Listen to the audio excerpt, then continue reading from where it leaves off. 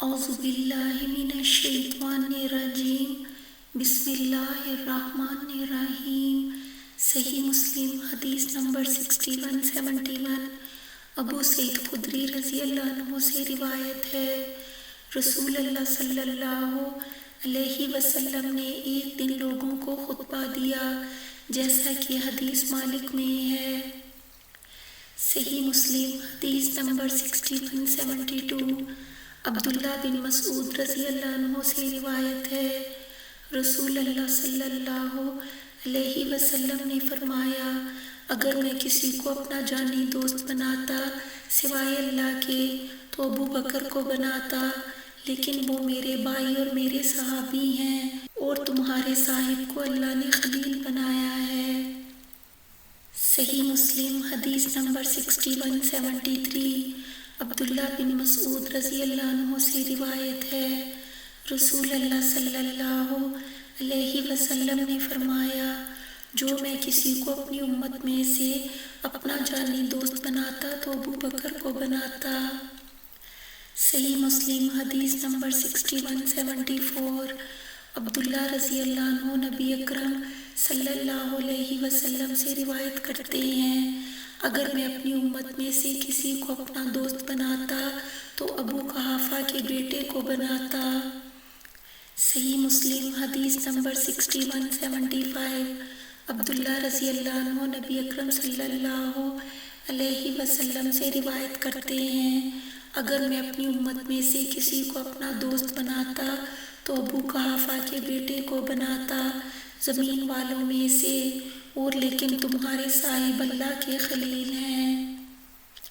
صحیح مسلم حدیث نمبر 6176 عبداللہ بن مسعود رضی اللہ عنہ سے روایت ہے، رسول اللہ صلی اللہ علیہ وسلم نے فرمایا، آگاہ رہو، میں کسی کی دوستی نہیں رکھتا، یعنی وہ دوستی جس میں اور کا خیال نہ رہے، اور جو میں ایسی دوستی کسی سے کرنے والا ہوتا تو ابو بکر سے کرتا، اور تمہارے صاحب اللہ کے دوست ہیں۔ صاحب سے مراد نبی صلی اللہ علیہ وسلم نے اپنے تئیں کہا۔ صحیح مسلم حدیث نمبر 6177 عمرو بن عاص رضی اللہ عنہ سے روایت ہے، رسول اللہ صلی اللہ علیہ وسلم نے ان کو ذات السلاسل کے لشکر کے ساتھ بھیجا۔ ذات السلاسل نواحی شام میں ایک پانی کا نام ہے، وہاں کی لڑائی جمادی الثانی 8 ہجری میں ہوئی۔ وہ آئے آپ صلی اللہ علیہ وسلم کے پاس، انہوں نے کہا، یا رسول اللہ، سب لوگوں میں آپ کو کس سے زیادہ محبت ہے؟ آپ صلی اللہ علیہ وسلم نے فرمایا، عائشہ سے۔ انہوں نے کہا، مردوں میں کس سے زیادہ محبت ہے؟ آپ صلی اللہ علیہ وسلم نے فرمایا، ان کے باپ سے۔ انہوں نے کہا، پھر ان کے بعد کس سے؟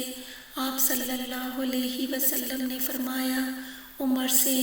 یہاں تک آپ صلی اللہ علیہ وسلم نے کئی آدمیوں کا ذکر کیا۔ صحیح مسلم حدیث نمبر 6178 ابن ابی ملیکہ سے روایت ہے، میں نے عائشہ رضی اللہ عنہ سے سنا، ان سے پوچھا گیا کہ اگر رسول اللہ صلی اللہ علیہ وسلم خلیفہ کرتے تو کس کو کرتے؟ اس سے معلوم ہوا کہ آپ صلی اللہ علیہ وسلم نے کسی کی خلافت پر نص نہیں کیا، بلکہ ابو بکر صدیق رضی اللہ عنہ کی خلافت صحابہ رضی اللہ عنہ کے اجماع سے ہوئی، اور شیعہ جو دعویٰ کرتے ہیں کہ علی رضی اللہ عنہ کی خلافت پر آپ صلی اللہ علیہ وسلم نے نص کیا تھا، باطل اور بے اصل ہے، اور خود علی رضی اللہ عنہ نے ان کی تکذیب کی۔ نووی انہوں نے کہا، ابو بکر رضی اللہ عنہ کو کرتے۔ پھر پوچھا گیا، ان کے بعد کس کو کرتے؟ انہوں نے کہا، عمر رضی اللہ عنہ کو۔ پھر پوچھا گیا، ان کے بعد کس کو کرتے؟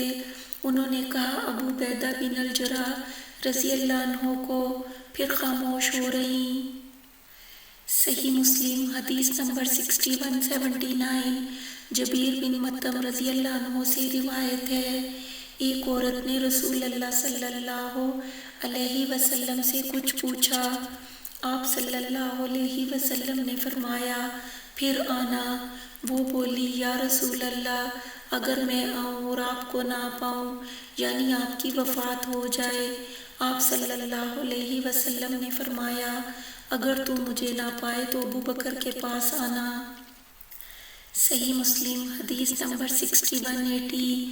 جبیر بن مطعم رضی اللہ عنہ سے روایت ہے ایک عورت رسول اللہ صلی اللہ علیہ وسلم کے پاس آئی اور آپ صلی اللہ علیہ وسلم سے کسی چیز کے بارے میں گفتگو کی تو آپ صلی اللہ علیہ وسلم نے اس کو ایسا ہی حکم دیا جیسا کہ حدیث عباد بن موسیٰ میں ہے۔